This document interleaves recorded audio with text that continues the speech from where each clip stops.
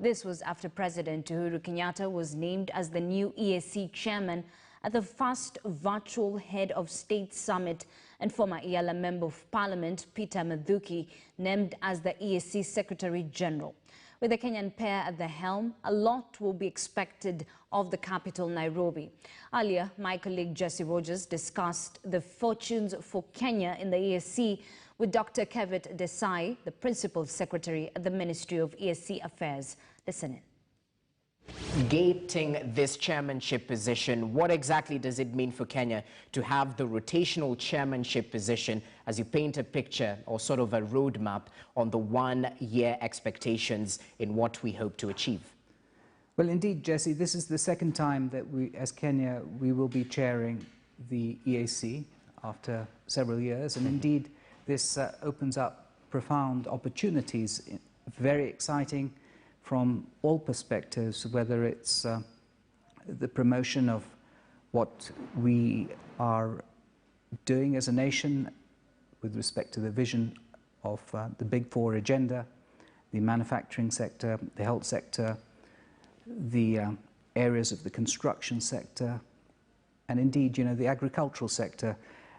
The ability to amplify this several-fold into 6 countries and beyond, now growing with the view of the last summit opening up opportunities of further integration by way of Congo and Somalia, are significant from all perspectives to ensure that we're able to increase our growth, our access to greater markets, greater opportunities for our business community, our social welfare, and our environmental possibilities. All of this is part and parcel of the readiness and the capacity that exists with the current leadership. And indeed, His Excellency President Kenyatta, now being the chair of the summit, opens up this dimension not only for greater resilience of the East African community, but also self-reliance, the ability to, for the first time, progressively ensure that we promote value addition to our manufacturing sectors, the ability to find ways in which that the economy promotes a greater growth of the entire region and ensures that there's greater access to opportunity for all. And some of these areas are some of the profound implications with respect to His Excellency's chairmanship, in addition to the possibilities that he would have to create linkages with other external blocs like the ASEAN bloc, the European Union, thereby creating greater export potential for the entire East African community. And so within this context, we're extremely excited. We think that indeed it couldn't be a better time to promote Kenya's leadership within the E.A.C, to grow it, to establish it, to establish and address some of the challenges that it faces, and to promote that necessary integration and cohesiveness of what we feel is absolutely critical for the economy and social development. Okay, so I think in one way or the other, the greater goal is better E.A.C integration. But even as we speak about the important role that Kenya is playing in terms of leading from the front, talk to us about the goal of the common market and the monetary union, even as we emphasize on the states to harmonize their commitment in order to facilitate free movement of people and in one way or the other achieving this desirable objective. Indeed, what is very innovative and forward-looking within the context of E.A.C in comparison to other international blocs is that the 4 pillars emerge beyond simply trade. There's the customs union, the common market, the political federation, and the monetary union. And this gives a significant build towards ensuring that all capacities of integration are there, but of course under that profound vision of ensuring that it's people-centered, that it promotes as much equity to opportunity throughout the East African community.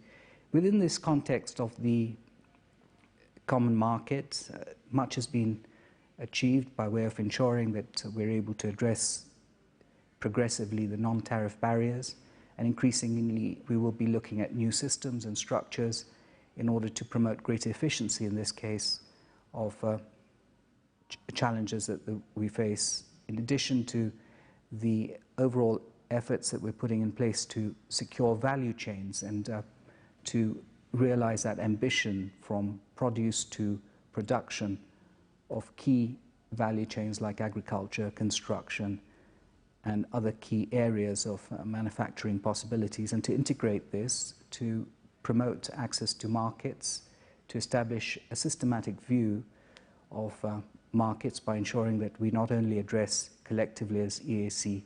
issues on policy, legislation, regulation, and standards, and the ongoing work that we're doing progressively to intensify that, to promote greater inclusivity, but to also modernize using technology, but to also look at great levels of integration by way of, and market systems by way of investment in infrastructure. We've seen in Kenya's context that prior to acceding to the chairmanship, Kenya's put in a lot of emphasis with respect to infrastructure, its roads, its transmodal transport systems, its upgrading of the ports, its further automation of the ports, and we've seen significant increases of trade and extra trade through Kenya.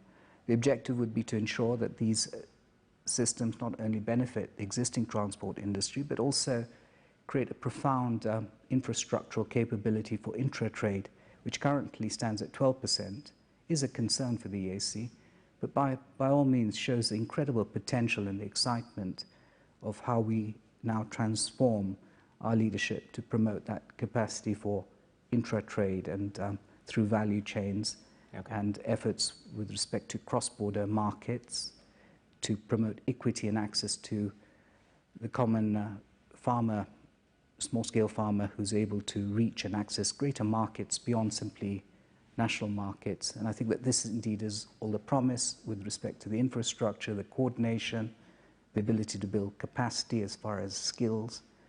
And unique to this initiative is that we would like to see that technology is the key driver in the integration process. With respect to the ongoing efforts of the monetary union, there have been significant efforts towards policies and protocols, the establishment of structures. We've seen a great deal of investment by Kenya by way of banks and its agencies and the insurance sector as well as the investment sectors, all showing that indeed this is an emerging industry. Kenya has the potential to promote that leadership and build further capacities for financial instruments throughout E.A.C, thereby creating that foundation for the monetary union. And this indeed too is yet another opportunity. With respect to the ongoing efforts with respect to the customs union and the resolutions towards the common external tariffs, all of this is strategic by way of ensuring that we amplify the opportunity of manufacturing within East Africa, promoting greater intra-trade, greater intra-manufacturing, but most importantly looking at value chains from an ecosystem perspective where we promote greater collaboration, ensuring that we harmonize issues of policy, legislation, regulation. Okay, so we speak at a time when a lot is happening, not just within the East African community, but the continent as a whole. You brought trade issues up. Let's talk about the Africa Continental Free Trade Area Agreement. We're having this discussion as the region is yearning to implement this. Talk to us about the importance of getting everyone on board, and even as you do, kindly enunciate on the importance of ensuring growth in the region through simplification of business processes and harmonization of the East African community tax regimes.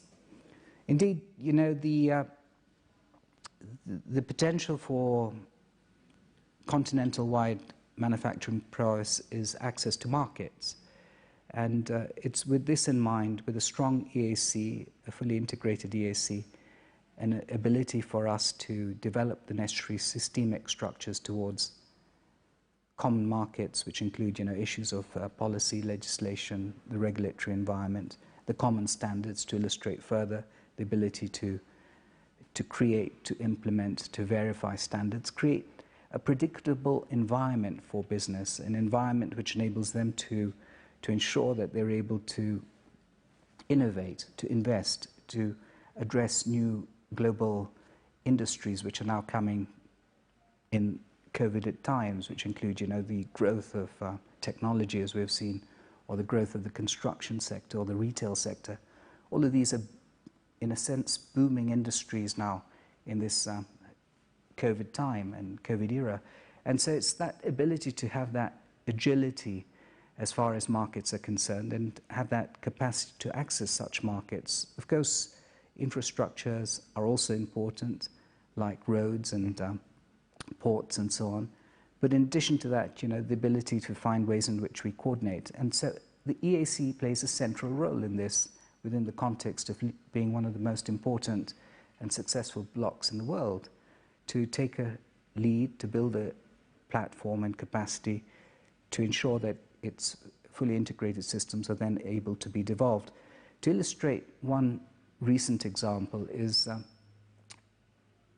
in 2019 we had a challenge with respect to most of the borders of the world and within the continent closing due to the efforts by governments to contain COVID. In the case of Kenya, we were able to quickly, in an agile way, bring consensus and policy to ensuring that we maintain a standard by way of the WHO and the PCR testing as well as the screening systems.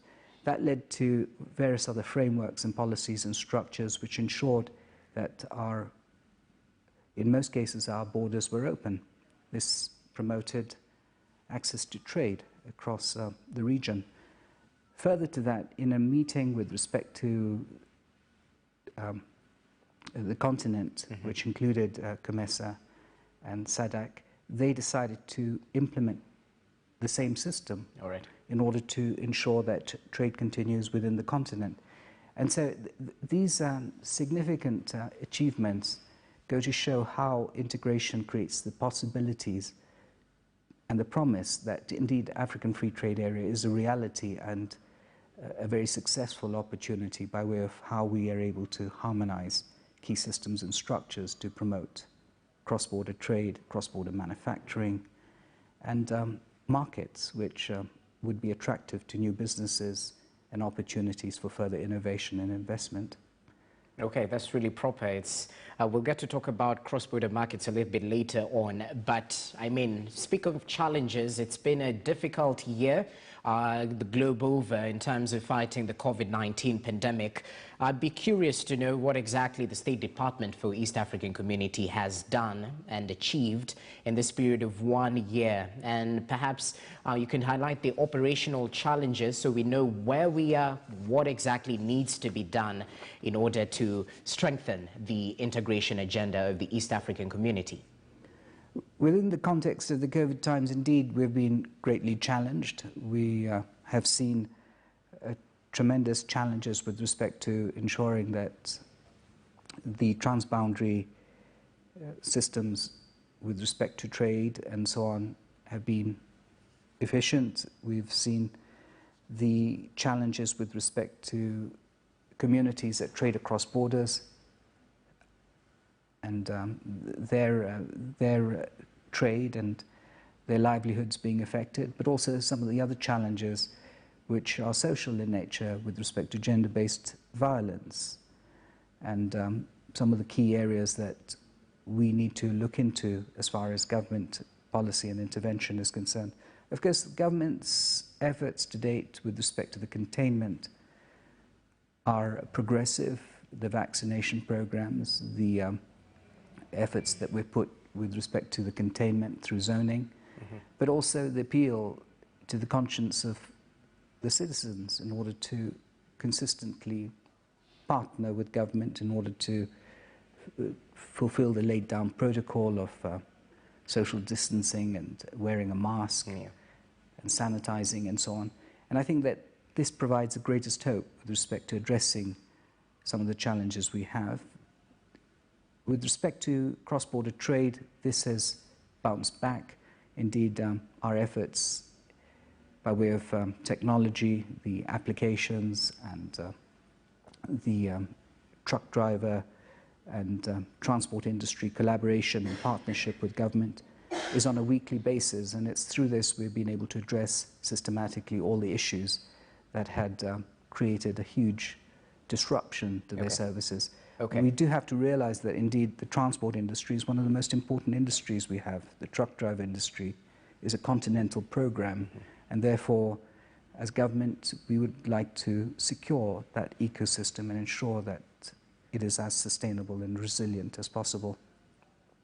All right, that's really proper. It's proper you noted the transport sector and the importance. But earlier on, you just highlighted the cross-border trading, and just researching on this particular interview, I came across the cross-border markets and the goal to actually improve trade relations between these member states. As you speak to us about the expected benefits, kindly talk to us about who needs to invest in these markets and why.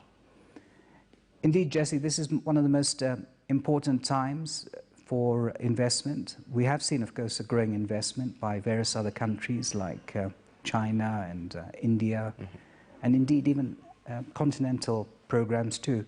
But by far, Kenyans need to invest more into the E.A.C. with this exceptional capacity that exists as far as access to markets from all perspectives, whether you are technically competent, the ability for the E.A.C. to harmonize qualifications from artisans, craftsmen, master craftsmen to scientists and doctors and so on.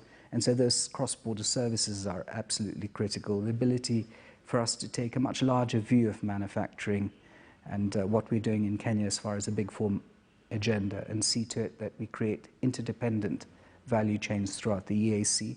and access markets into the African Free Trade Area. All of this is now possible because we have structures and systems that are progressively yielding on the key elements of business reform, which include, looking at issues of the harmonization of standards, policy, regulations, and so on. Okay. Well, that's quite key. As we finalize quite briefly, the importance of private sector and multi-agency partnerships within the East African community. There are a lot of gains. Talk to us about this as we finalize. Indeed, one of the leadership statements of President Kenyatta within the context of his chairmanship of the E.A.C. is that the E.A.C. structure has to be private sector driven. And indeed, this is very strategic. We're able to ensure that policies and legislations and regulations are therefore able to efficiently be implemented. This indeed is the crux. Indeed, we are already achieving this in Kenya's context by a very good relationship between the private sector and the public sector, but we'd like to see to it that we develop this further within the East African community and ensure that it is as inclusive as possible, as efficient as possible. And therefore, business has that ability to be predictable, have a predictable sense, but at the same time have an involvement in promoting the necessary innovation in that ecosystem. And so that partnership is absolutely critical within the context of E.A.C. and the ability to build associations and confederations and structures that promote the highest level of collective leadership within the context of promoting greater resilience, self-reliance, that diversity for economic growth. Okay, many thanks. That's all the time we had for this particular conversation. Of course, we keep our finger on the pulse in terms of the goal of better integration within the East African community. Many thanks, Dr. Kevin Desai. All right, thank you very much, Jesse Rogers.